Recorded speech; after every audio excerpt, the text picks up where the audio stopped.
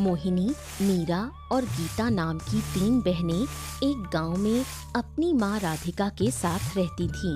जब गीता केवल 2 साल की थी तभी उसके पिता की मृत्यु हो गई थी।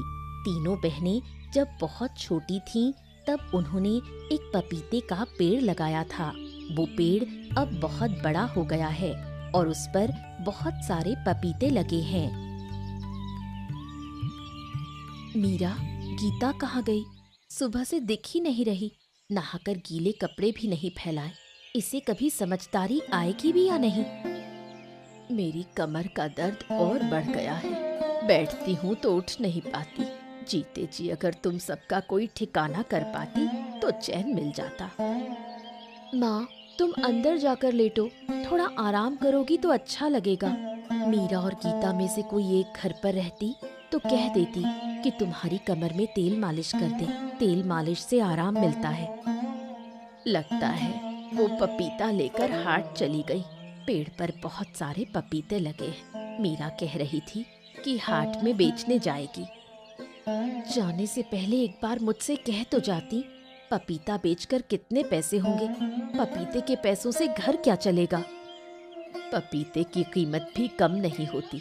हमारे पेड़ के पपीते का स्वाद बहुत अच्छा है। जो एक बार खाएगा बार बार खाने आएगा। आज शाम मैं विकास काका के घर जाऊंगी। उन्होंने खबर भेजी है। धान का काम करना है। वो करूंगी तो कुछ पैसे मिलेंगे। पैसे मिलते ही तुम्हें डॉक्टर को दिखाऊंगी। मेरी उम्र हो गई है। अब बीमारी दवा से ठीक होगी ऐसा नहीं लगता। बेवजह मुझ पर पैसा खर्च करके क्या होगा? कितनी उम्र हो गई तुम्हारी? तुमसे भी बूढ़े लोग अच्छे से चलते फिरते हैं। डॉक्टर को दिखाने के बाद तुम भी बिल्कुल ठीक हो जाओगी। मीरा, गीता कब घर लौटेंगी कुछ पता नहीं। बेटी, तू ही मेरी कमर में जरा मालिश कर दे।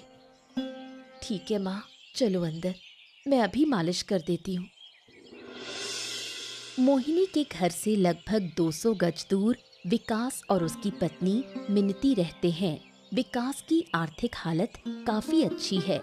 मोहिनी कभी कभी उनके घर काम करने जाती है। ओ मिनती काकी, घर पर हो? आ मोहिनी, बैठ, तुझसे बात करनी है। विकास काका ने बुलाया था। दिन में समय नहीं मिला इसलिए अब आई हूँ। बताइए क्या करना है? 10 मन धान भिगोकर पकाना है। आज रात ही करना होगा। 10 मन धान पकाने के लिए तुझे 200 रुपए दिए जाएंगे। सिर्फ 200 रुपए? काकी, थोड़ा और बढ़ा देती तो अच्छा होता।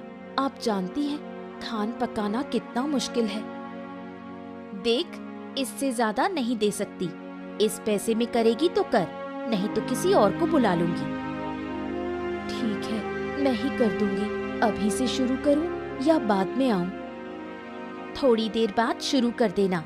रात को यही खाना खा लेना, फिर काम शुरू कर देना। भोर से पहले धान पक जाएगा। काका घर पर नहीं है, नजर नहीं आ रहे। तेरे काका हाट गए हैं, देर से लौटेंगे।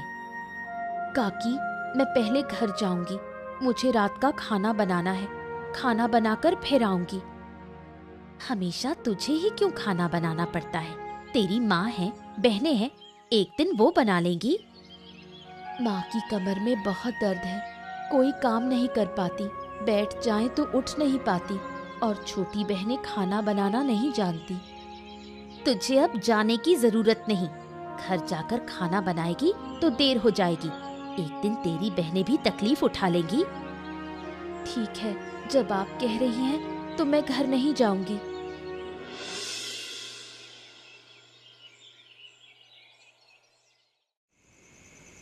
मीरा और गीता थोड़ी लापरवाह लड़कियां हैं। मोहिनी दिन रात मेहनत करती है और दोनों बहनें इधर उधर घूमकर समय बिताती हैं।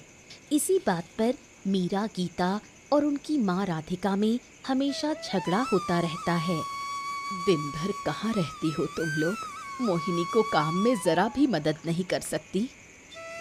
हम पपीता बेचने गए थे। 100 रुपए के पपीते बेचे। दीदी घर पर नहीं है तो खाना बनाएगा कौन? माँ, दीदी ने खाना बनाया था क्या? तेरी दीदी शाम को गई थी, खाना बनाकर नहीं जा सकी। आज की रात तुम लोग ही बना लो। मेरी कमर में बहुत दर्द है, इसलिए मैं नहीं बना पाई। तुम लोग थोड़ा कष्ट कर लो। मुझे खाना बनाना बिल्कुल अच्छा नहीं लगता। दोपहर का जो बचा है वही खा लेंगे। बनाना नहीं आता, लेकिन खाने में बहुत अच्छा लगता है। थोड़ा सा चावल था, मैंने उसमें पानी डालकर रख दिया है। तुम दोनों खा लेना, मैं रात को कुछ नहीं खाऊंगी। पाता भात? रात में पाता भात खाने का बिल्कुल मन नहीं है। दीदी बनाकर जाती तो अच्छा होता। तुम लोग कभी अपनी दीदी का दुख समझोगी नहीं। दिन भर कितनी मेहनत करती है, तुम्हें कोई अंदाजा भी है? नहाकर गीले कपड़े तक नहीं फैलाती। गीता, आज रात पानी वाला भात खा लेते हैं। हर दिन तो ऐसा नहीं होता। कच्ची मिर्च के साथ खा लेंगे। मुझे कच्ची मिर्च के साथ पाता भात नहीं खाना। तू खा ले, मैं कुछ नहीं खाऊंगी। एक पपीते की भुजिया बना लेती तो अच्छा होता। बिना खाए सोने की जरूरत नहीं है। मैं पपीते की भुजिया बनाकर लाती हूँ। ठीक है, जा।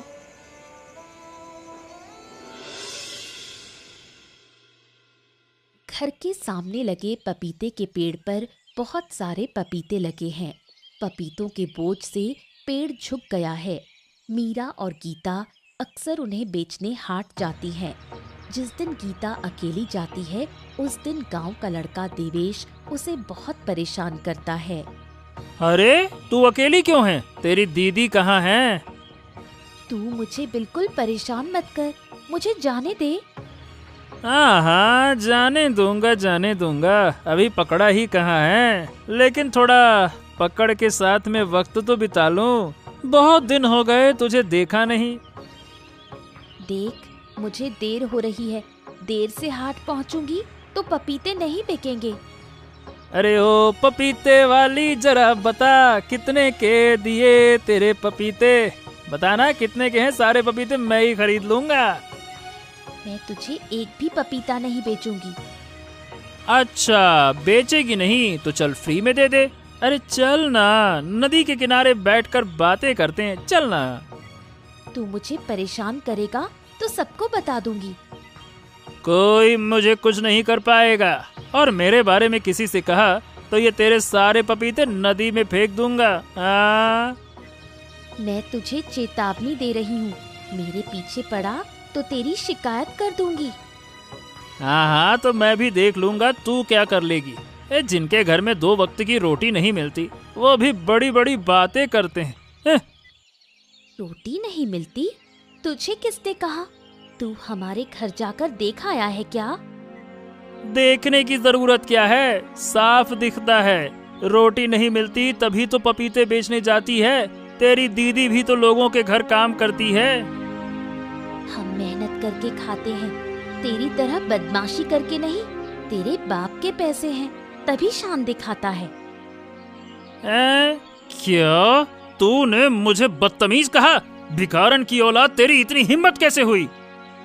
सच कहा तो बुरा लग गया। अगर तू अच्छा होता तो रास्ता रोककर मुझे परेशान नहीं करता। हाँ, तो मैं भी तुझे देख लूंगा, बड़ी आई भिखारन कहीं की। रुक जा, मैं तुझे बताता हूँ, देख लूंगा तुझे मैं। जा जा, मैं भी देखूंगी तू क्या कर सकता है। उस दिन सुबह गीता से मिलने के बाद से ही देवेश बहुत गुस्से में था। उसने मन ही मन ठान लिया था कि वो गीता से बदला लेगा। देवेश के दोस्त सुरेश ने उसे एक चालाकी भरी सलाह दी। उसी सलाह के मुताबिक वो बदला लेगा।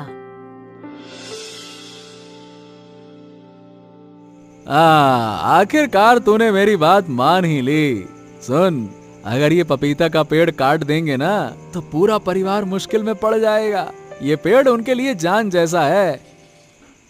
जैसा तूने कहा था, पेड़ काट देने से अब वो लोग पपीते बेच नहीं पाएंगे, और पपीता बेचकर ही तो उनका घर चलता था। अब तो वो भिखारी बन जाएंगे। अरे धीरे धीरे बोल, कोई सुन ना ले। देख, उनके घर में शायद अभी भी रोशनी जल रही है। हाँ ससुरा, इतनी रात को कौन जाग रहा है रे? पेड़ काटने के लिए ये बता, आरी चाकू कुछ लाया कि नहीं लाया? अरे पपीते का पेड़ काटने के लिए आरी की क्या जरूरत है? ये देखो चाकू लेकर आया हूँ। हे रुक रुक रुक रुक, किसी की आवाज आ रही है। चल चल चल चल, पीछे आजा पीछे आजा पीछे आजा। अरे लगता है आज पेड़ नहीं काट पाएंगे, चल लौट चलते हैं। अबे साले, आए हैं तो काम तो पूरा करके ही जाएंगे। मुझे तो सोचकर ही मजा आ रहा है कि सुबह जब वो लोग पेड़ को कटा हुआ देखेंगे तो उनकी हालत कैसी होगी। अभी तक कुछ कर नहीं पाए हैं और तू सोच रहा है सुबह का नजारा। अरे आज नहीं तो 2 दिन बाद ही कर लेंगे, कभी तो करेंगे। अपमान की बात याद आते ही मेरा तो खून जलने लगता है कि मैं दांतई से पेड़ काट दूं। पेड़ तो आज ही काटेंगे चाहे जो हो जाए। हाँ तो चल ना, हिम्मत करके पेड़ काट ही देते हैं, चल। अरे अब घर में रोशनी भी नहीं है, चल अब देर मत कर, पेड़ काट कर तुरंत भागना होगा। हाँ तो चाकू निकाल। हाँ निकाल रहा हूँ, रुक जा। हाँ तो चल काम शुरू करते हैं। ठीक है। रात में सुरेश और देवेश मिलकर तीनों बहनों का प्यारा पपीते का पेड़ काटकर चले गए। सुबह जब तीनों बहनें उठी और पेड़ कटा हुआ देखा तो वो रोने लगी और निश्चय किया कि महाजन के पास शिकायत करने जाएंगी। महाजन काका, हमने 3 बहनों ने मिलकर बचपन में एक पपीते का पेड़ लगाया था। कल रात किसी ने शैतानी करके उसे काट दिया। आप इसका इंसाफ कीजिए। अरे तो पपीते का पेड़ कौन काटेगा? लोगों के पास इतना फालतू का समय है क्या? वो पेड़ बहुत प्यारा था, हम उसी के पपीते बेचकर घर चलाते थे। हमारे लिए बहुत बड़ी बात है। मामूली से एक पपीते के पेड़ के लिए शिकायत करने आई हो, लोग सुनेंगे तो हंसेंगे। आपके लिए मामूली होगी, लेकिन हमारे लिए ये बहुत मायने रखता है। हम गरीब हैं, इसलिए आप हमारी बात की कीमत नहीं समझ रहे। अगर हमारे पास पैसे होते तो आप हमें गंभीरता से लेते। ओहो, तेरी छोटी बहन तो बहुत ज्यादा बोलती है, बहुत मुंह चलता है इसका। तो आप इंसाफ नहीं करेंगे। चलो बहनों, घर चलते हैं। गरीबों के लिए इस दुनिया में कोई नहीं। अरे इतना गुस्सा क्यों हो रही हो? मैंने कहाँ कहा कि इंसाफ नहीं करूंगा? किसी पर शक है तुम्हें? बताओ। अगर पता ना चले कि किसने किया है तो इंसाफ कैसे होगा? है? मुझे देवेश पर शक है। देवेश और उसका दोस्त सुरेश ही कर सकते हैं। अच्छा, और तू कैसे कह सकती है कि वही लोग थे? देवेश हमेशा रास्ते में मुझे तंग करता है। उस दिन मैंने उसे सबके सामने अपमानित किया था। उसी गुस्से में उसने हमारा पेड़ काट दिया। अच्छा, ठीक है, तुम लोग दुखी मत हो, मैं देखता हूँ क्या किया जा सकता है। और गीता को वो दोबारा तंग ना करें, इसकी भी व्यवस्था मैं कर दूंगा। ठीक है? आप हम पर दया कीजिए। अरे कहा ना भाई, मैं देखता हूँ, चिंता ना करो।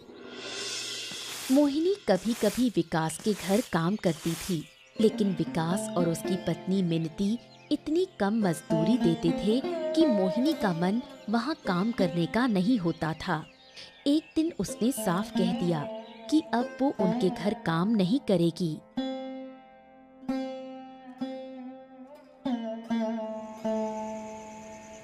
सुनिए, मोहिनी अब हमारे घर काम नहीं करना चाहती। अगर वो नहीं करेगी तो बड़ी मुश्किल हो जाएगी। उसके जैसा काम करने वाला मिलना आसान नहीं। अरे इतनी कम मजदूरी में कोई नहीं करेगा मिनती। उसे अच्छे से समझाओ, जरूरत हो तो 10-20 रुपए और दे देना, है ना? मैंने बहुत समझाया, लेकिन वो मानी ही नहीं। अरे किसी तरह मनाना होगा। मैं कहता हूँ उस पर चोरी का इल्जाम लगाना होगा। देखना वो मान जाएगी। चोरी का इल्जाम ऐसे कैसे लगा देंगे? अरे तू चिंता मत कर, सब मैंने सोच लिया है। क्या करने वाले हो, सब बताओ। अरे 10,000 रुपए उनके घर में रखाऊंगा, फिर देखना मैं कैसा तांडव करता हूँ। समझ गई, तुम्हारे दिमाग में बहुत चालें हैं, लेकिन 10,000 कहीं गुम ना हो जाए। नहीं, गुम नहीं होंगे भाई, चिंता मत करो। देखना कहीं कोई और मुसीबत ना आ जाए। अरे मेरी अकल इतनी कच्ची नहीं है। जो भी करता हूँ सोच समझ कर करता हूँ। चलो खैर, अब मुझे कुछ खाने को दे दो, बहुत भूख लगी है। अभी खाना बना नहीं है, थोड़ी देर रुको, मैं बना लेती हूँ। अरे भूख से चक्कर आ रहा है और तुम कह रही हो खाना बना नहीं है, गजब करती हो। थोड़ा सब्र करो, अभी बना देती हूँ। तीनों बहनें जब महाजन के पास शिकायत करने गईं, तो महाजन ने देवेश और सुरेश को बुलाकर समझाया। उन्हें चेतावनी भी दी कि अगर दोबारा गीता के पीछे पड़े तो कड़ी सजा देंगे। पता है सुरेश, तीनों बहनें मिलकर महाजन के पास शिकायत लेकर गई थीं। महाजन हमें कुछ करेगा तो नहीं ना? सुना है वो भिखारी बहनें खाने के लिए भी तरस रही हैं। हाँ हाँ, सच में। अरे कभी उनके घर जाकर देखना पड़ेगा तो समझ में आएगा। बताओ, एक पपीते के पेड़ को लेकर उन्होंने कितना तमाशा किया, सोचकर भी मुझे हंसी आती है। अच्छा चल ना सुरेश, एक काम करते हैं, उनके लिए ना लोगों के घर से दाल चावल मांग कर लाते हैं, क्या कहता है? अरे तेरी बातें भी बड़ी मजेदार हैं। चल अभी चलते हैं। अरे पहले थोड़ी चाय तो पी ले भाई। कहाँ आ, थोड़ा बैठकर बातें करते हैं, चाय की चुस्की लेते हैं। आज तो बड़ा मजा आ रहा है। मेरा अपमान किया था पेड़ैया। लेकिन एक बात कहूँ, मुझे ना एक बात सोचकर डर लग रहा है। ये काहे डर लग रहा है तुमको भाई? देखो भाई, महाजन ने हमें सख्त चेतावनी दी है। अरे ये महाजन वहाजन की बातों पर ध्यान देने की जरूरत नहीं है। सुन, वो रात को देर से लौटता है, किसी दिन उसके सर पर ईंटा फेंक देंगे, निपट जाएगा ससुरा। वैसे ही उसके पैर कबर में लटके हैं, बस कबर में धक्का देना है उसको। वाह वाह वाह वाह, अगर सिर पर ईंट फेंकी तो और मुसीबत हो जाएगी। ये तो महाजन को कैसे पता चलेगा किसने फेंकी है? हाँ, ये बात भी तेरी सही है। हाँ वही तो। अरे काफी दिन से गीता से मुलाकात भी नहीं हुई है। कैसी होगी बेचारी, उनका पपीता का पेड़ जो काट दिया तूने। मैंने ही काटा है, तूने भी काटा है। वैसे सही बताऊं तो गीता को तंग किए बिना चैन नहीं आता मुझे। बड़ा मजा आता है उसको तंग करके। एक काम करना, उनके घर के सामने की सड़क पर खड़े रह, तो मुलाकात हो जाएगी। चल अभी चलते हैं, आज तो तेरी गीता से मुलाकात ही करवाते हैं। चल। अरे अभी नहीं भाई, सुबह जाते तो मिल जाती, अभी वो गई होगी यहाँ वहाँ। अरे फिर भी चल तो सही, शायद हो जाए किस्मत, क्या कहता है? तो चल, आज देखते हैं मेरी किस्मत में गीता है या नहीं है। चल। विकास और उसकी पत्नी मिनती के बहुत समझाने के बाद भी मोहिनी उनके घर काम करने को तैयार नहीं है। मोहिनी समझ चुकी है कि उससे बहुत कम पैसों में कठिन मेहनत करवाकर वो लोग फायदा उठा रहे हैं। उधर विकास और मिनती ने तय कर लिया कि मोहिनी को मुश्किल में डालेंगे। इतने सारे पैसे कहाँ रखेंगे? अगर कहीं हमारे पैसे खो गए तो? तुम्हें कहा ना, मैं अधूरा काम नहीं करता, मुझ पर भरोसा तो रखो। पहले बताओ पैसे कहाँ रखेंगे? अरे यहाँ जमीन खोदकर गाड़ देंगे। जमीन खोदने में तो बहुत समय लगेगा, और खोदने के लिए कुछ लाए भी तो नहीं। तुम आस पास देखो, शायद कुछ मिल जाए। इतनी रात में मैं कहाँ ढूंढूं? जो करना है जल्दी करो, किसी ने देख लिया तो मुसीबत हो जाएगी। इस गहरी रात में हमें कौन देखेगा? दरवाजा खुला है, तुम एक काम करो, पैसे उनके कमरे में ही कहीं रखाओ, जाओ। समझ गई, जो करना है मुझे ही करना होगा, तुमसे कुछ नहीं होगा। अब देखना मैं क्या करती हूँ। क्या करेगी कुछ समझ नहीं आ रहा, सब कुछ ठीक ठाक से हो जाए बस। चलो, काम हो गया। पहले बताओ क्या किया तुमने? उनके कमरे में एक पुरानी अलमारी है, उसी में रखाई हूँ। बहुत अच्छा किया, लगता है कि तुम मुझसे ज्यादा चालाक हो। यहाँ खड़ी होकर बातें करने की जरूरत नहीं, चलो घर चलते हैं, फिर बात करेंगे। अब कल सुबह देखना उनकी क्या हालत करता हूँ। कल सुबह मैं नहीं आ पाऊंगी, मेरे पास बहुत काम है। असली काम तो मैंने कर दिया, अब जो करना है तुम कर। हाँ हाँ, सब मैं कर लूंगा, अब तुम चिंता मत करो। अब तुम बस कमाल देखो। अगले दिन सुबह विकास मोहिनी के घर आया और उनके कमरे से 10,000 रुपए निकाल लिए। ये रुपए मोहिनी के घर में कैसे आए उनकी समझ में नहीं आ रहा था। विकास काका, ये पैसे मैंने नहीं चुराए, मैं चोर नहीं हूँ। अब समझ में आ रहा है कि तू हमारे घर काम क्यों नहीं करना चाहती थी। जिस दिन तूने हमारे घर आखिरी काम किया था उसी दिन से 10,000 रुपए गायब थे, है ना? इसीलिए ना। लेकिन ये पैसे हमारी अलमारी में कैसे आए, मैं तो कुछ भी नहीं जानती। क्या पैसों के पाँव होते हैं क्या कि जो अपने आप फुदुक फुदुक कर चल कर चले आएंगे? हैं? तुझे मैं अच्छा मानता था, पर तू तो चोर है, ये मैंने कभी सोचा ही नहीं था। आप मेरी दीदी को चोर मत कहिए, मेरी दीदी कभी चोरी नहीं कर सकती। गांव के लोगों को बुलाऊं क्या? बुलाइए। मैंने तो कल शाम को अलमारी में कोई पैसा नहीं देखा। अचानक रात में पैसे अलमारी में कैसे आ गए, ये हमें बिल्कुल भी नहीं पता। अरे ये देखो, चोर की माँ की बड़ी आवाज है। ए मोहिनी, अगर तू पहले की तरह हमारे घर काम करेगी तो तेरा कोई दोष नहीं होगा।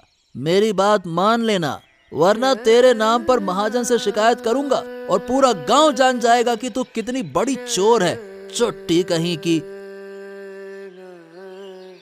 दीदी, पैसे हमारे घर कैसे आए, मैं तो कुछ समझ नहीं पा रही। दीदी, मुझे लगता है उन्होंने ही तुम्हें फंसाया है ताकि तुमसे काम करवा सके। हमारे साथ ये क्या हो रहा है? लगता है सारा दुख तो गरीबों को ही झेलना पड़ता है। इतना मत सोच, सब ठीक हो जाएगा। तू इस घर के लिए कितना करती है दीदी, और हम दोनों ने तो कुछ भी नहीं किया। तेरा कष्ट हम समझ ही नहीं पाए। मैं बड़ी हूँ, तुम्हें न देखूं तो और कौन देखेगा। लेकिन आज जो हुआ, माँ को मत बताना। माँ तो कल मामा के घर से आ रही है। अगर विकास काका ने कुछ कह दिया तो वो कुछ नहीं कहेगा। सुनो, घर के पीछे पपीते के बहुत सारे पौधे निकले हैं, चलो हम उन्हें घर के चारों ओर लगा दें। हाँ दीदी। देवेश और सुरेश को मना करने के बाद भी वो कभी कभी गीता को रास्ते में परेशान करते। इसके अलावा एक दिन उन्होंने शरारत में महाजन के सिर पर ईंट भी फेंक दी। इससे महाजन बहुत गुस्सा हुआ। अरे, तुम्हारी बदतमीजी दिन ब दिन बढ़ती जा रही है। देखो मेरे सर का क्या हाल कर दिया तुमने। अरे पर महाजन जी, हमने आपके सर पर ईंट नहीं मारी है, आप बेवजह हमें दोष क्यों दे रहे हैं? ये आपने अच्छा नहीं किया महाजन जी। महाजन है इसीलिए जो चाहे वो करेंगे क्या? मुझसे मुंह लगता है? तेरी हिम्मत देखकर मैं हैरान हूँ। अगर एक शब्द और बोला तो फिर से थप्पड़ मारूंगा। काका, आप हमें घर बुलाकर अपमान कर रहे हैं। तुझे भी थप्पड़ खाने का शौक है क्या? तुम्हारी बदतमीजी अब और नहीं सहूंगा मैं। अच्छा, तो क्या करेंगे आप? आप मेरे पिताजी को जानते हैं, अगर मेरे साथ कुछ किया ना तो पिताजी आपको छोड़ेंगे नहीं। क्यों रे, क्या कर लेगा तेरा बाप है? तेरे बाप को भी देख लूंगा और तुझे भी। तुम्हारे जैसे शैतान लड़कों को ना रोकना ही तुम्हारे माँ बाप की सबसे बड़ी गलती है। सजा तो तुम्हारे माँ बाप को भी मिलनी चाहिए। क्या हद की बात करता है रे? समझाऊं क्या तुझे? है? पुलिस यहाँ क्यों आई है?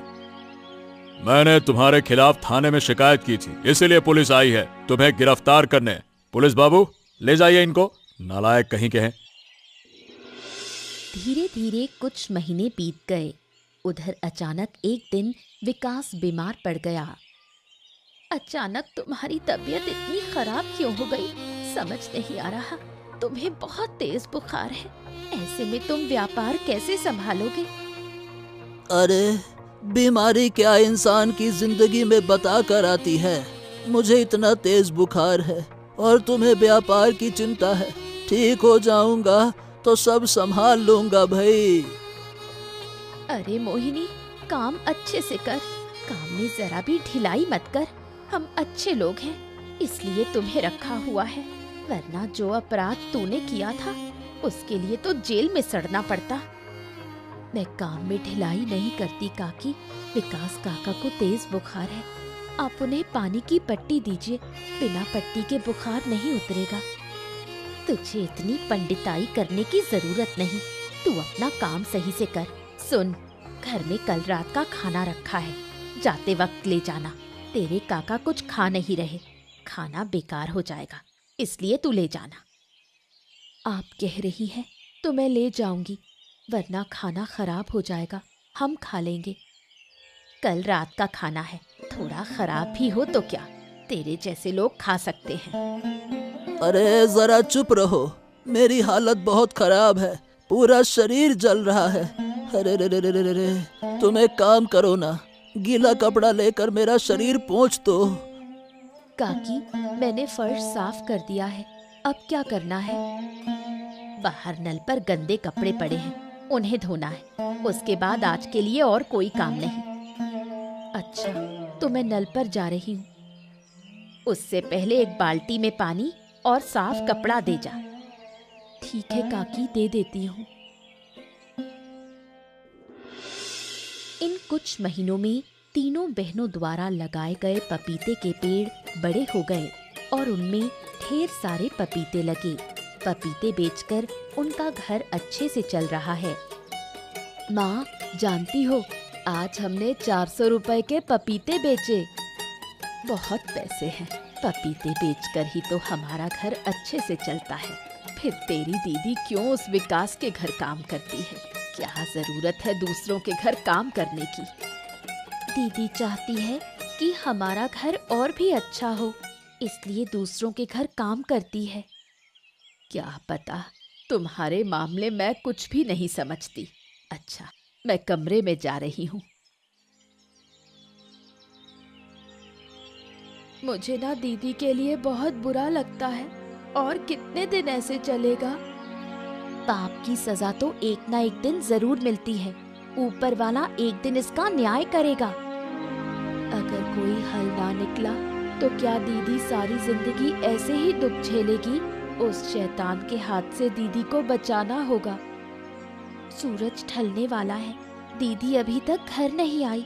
लगता है वो लोग दीदी से पूरा दिन काम करवाते हैं। दीदी की जगह कल से हम उनके घर काम करेंगे और दीदी को बोलेंगे पपीते हाट में ले जाने के लिए। महाजन काका ने भी हमारी बहुत मदद की है। उन्होंने देवेश और सुरेश को पुलिस के हवाले कर दिया। दीदी के बारे में एक बार महाजन काका से बात करें तो कैसा रहेगा? शायद इस बारे में वो कुछ कर पाए। तू सही कह रही है, महाजन काका से एक बार बात करना जरूरी है। रात के लिए कुछ खाने को है क्या? अगर नहीं तो फिर से पकाना पड़ेगा। पकाने की जरूरत नहीं, चावल सब्जी है, जो है वही हमारे लिए काफी है। आज दीदी इतनी देर क्यों कर रही है? मुझे बहुत चिंता हो रही है। एक काम करते हैं, विकास काका के घर चलते हैं। अच्छा चल। कुछ दिन बीत गए, लेकिन विकास बिल्कुल भी ठीक नहीं हो रहा था। ओहो, ये क्या हो गया? हमारे सुखी घर पर घना अंधेरा छा गया। मैं पापी इंसान हूँ, इसीलिए ऊपर वाला मुझे सजा दे रहा है। मोहिनी, तू मुझे माफ कर दे, तेरे साथ बहुत अन्याय किया। तू चोर नहीं थी, तेरे घर में पैसे मैंने और मिनती ने ही रखे थे, ताकि तुझे दबाव में डालकर हमारे घर काम करवाया जा सके। मैं पहले ही समझ गई थी, लेकिन मेरे पास कोई सबूत नहीं था, इसलिए इतने दिन तक कुछ नहीं कह पाई। मोहिनी, तू मुझे भी माफ कर दे। मैं चाहती थी कि आप लोगों को सजा मिले, लेकिन इतनी बड़ी सजा मैं नहीं चाहती थी। आप पर गुस्सा करके मैं अभी भी जा सकती थी, लेकिन काका की इस हालत में मैं उन्हें छोड़कर नहीं जा सकती। अगर तू माफ नहीं करेगी तो ऊपर वाला भी मुझे माफ नहीं करेगा। मैंने आप लोगों को माफ कर दिया। अब मुझे शांति मिल गई। विकास को मरे 1 महीना हो गया। मोहिनी बीच बीच में मिनती काकी का हाल पूछने जाती है, लेकिन वहाँ कोई काम नहीं करती। उधर पपीते बेचकर मोहिनी का घर बहुत अच्छे से चल रहा है। कितना कुछ पकाया है, इतनी चीजें बनाने की क्या जरूरत थी। हम रोज रोज इतना नहीं पकाते। एक दिन तो ठीक ही कहा। कितने दिन बाद चैन से खा रहे हैं। हंस का मांस तो गजब बना है। मुझे तो रोहू मछली ज्यादा अच्छी लगी। मैं तो जो खा रही हूँ वही मुझे अच्छा लग रहा है। हम और पपीते के पेड़ लगाएंगे ताकि साल भर पपीते बेच सके। पपीते के साथ साथ कुछ सब्जियों के पौधे भी लगाने होंगे। हाँ, तो और भी अच्छा होगा। तुम लोग पेड़ लगाने की बात कर रही हो और मैं सोच रही हूँ ऐसा खाना अगर कभी कभी मिल जाए। कभी कभी नहीं, लेकिन महीने में एक बार जरूर अच्छा खाने का इंतजाम करेंगे। तुम तीनों बहनें हमेशा एक होकर रहना, तभी मैं सुखी रहूंगी। आज जो मुझे सुकून मिला है वो शब्दों में नहीं बता सकती। सुख दुख में हम एक दूसरे के साथ रहेंगे। तुम हमारी चिंता बिल्कुल मत करना। अब मुझे तुम लोगों की कोई चिंता नहीं। इसके बाद तीनों बहनें अपनी माँ को लेकर सुख शांति से जीवन बिताने लगी। ऐसी ही मजेदार कहानियाँ देखने के लिए हमारे चैनल को सब्सक्राइब करना मत भूलिएगा।